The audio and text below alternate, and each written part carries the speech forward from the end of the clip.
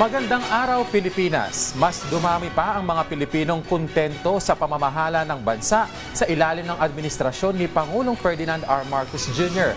Base yan sa Social Weather Station na survey. Partikular na nagustuhan ng mahigit sa 62% ng respondents ang mga hakbang ng administrasyon na tulungan ang mga biktima ng sakuna, pagandahin ang edukasyon at alalayan ang mahihirap. Narito ang report. Mas maraming Pilipino ang nasisiyahan sa kung paano magtrabaho ang pamahalaan sa ilalim ng pamumuno ni Pangulong Ferdinand R. Marcos Jr.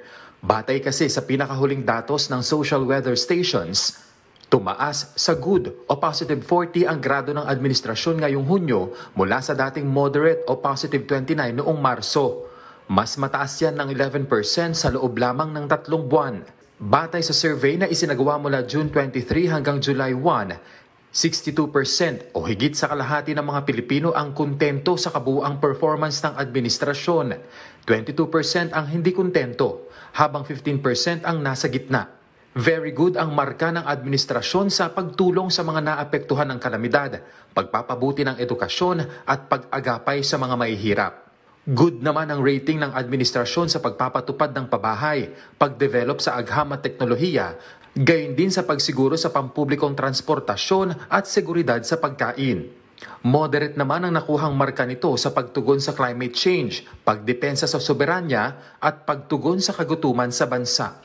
Samantala, naging mababa ang grado ng pamahalaan sa pagtugon sa inflation at pagsugpo sa katiwalian at korupsyon.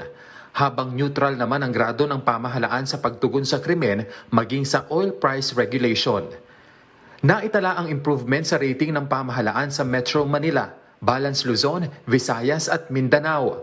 Isinagawa ang survey sa pamamagitan ng face-to-face interview sa 1,500 adult respondents sa buong bansa na may kaukulang sampling error margins. Kenneth Pasyente, para sa Pambansang TV, sa Bagong Pilipinas.